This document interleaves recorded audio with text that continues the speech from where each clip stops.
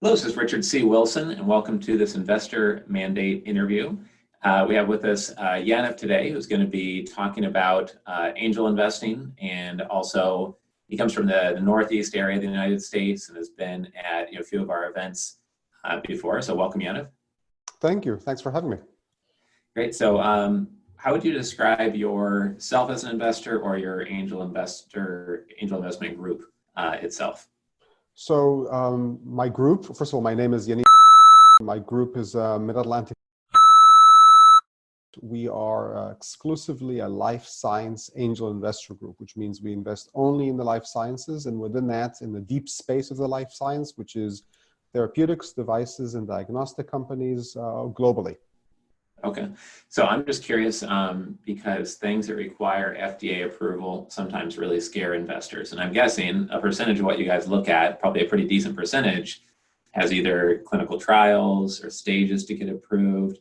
Any big insight or cautionary, insight or lesson you've learned on people who do want to invest in things and they are also kind of scared of what they don't know about navigating that you've learned over time? So first of all, yes, everything that we invest in requires FDA approval.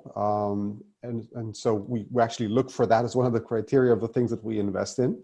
Okay. I think my biggest point on that would be, or suggestion would be, that it really makes sense to invest as part of a group. There are so many points of knowledge that it's difficult for any one person to have. And that's why I would never make an investment without the wisdom, the crowd collected wisdom of the group that's within our group. And, by the time everybody weighs in, you're so much wiser and you can make such better decisions. So I'd never make decisions on my own. Right. Yeah. And I could definitely see how that would be, especially in such an area that's so complex. We're looking at a chain of dental clinics, and we've been able to find 3 dentists who have sold their chains of dental clinics. So, their ability to look into that deal compared to mine is, just far more deep. And so diversity within your own angel group, I'm sure, helps with different types of devices and therapeutics and stuff that come through. And very much. Yeah. You have to understand both the science and the regulatory, and then you have to understand who will pay for it in what way and and when, etc. There's so many different things that go into making a decision and the success of a product. So it helps to understand all those points of view and have the people involved who know those. Sure. So I'm just curious. I would guess that a high percentage of your angel members, would be people that have, that are doctors or dentists or that made their money already in healthcare. How many kind of wandering off the street and just say, hey, I just like healthcare, but it's not my background. I didn't make my money in it. I don't have a doctorate degree. What does that look like for you guys? The overwhelming majority of the people in the group are either MDs, as you said, or people who work for pharma and device companies. It takes a certain type of individual to understand both the science as well as the business of the science. Right. So there are the aspects, if you're an MD, you understand the patient part of it, but you may not necessarily understand the commercialization path.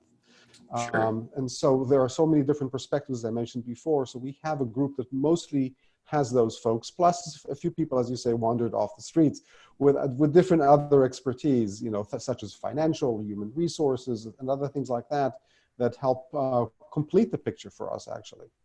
Sure. Okay, great. That makes sense. All right. So back to the questions we actually planned on here. So what is the number one investment opportunity that your firm is seeking in 2020? I know we're recording this at the height of the virus crisis, and right before this, you said, well, our investment thesis is really still the same. So what would be the thing that you speak within your group that you really want to source more than anything else? So thesis pretty much remains the same. We realize the timelines are going to be extended. Primarily, we look for, first and foremost, strong management. It's the number one thing we invest in. Second thing that we look for are products that will change the standard of care. So we're not looking for just something that's incremental, something that's a little bit better, but it actually has to be a standard of care changer.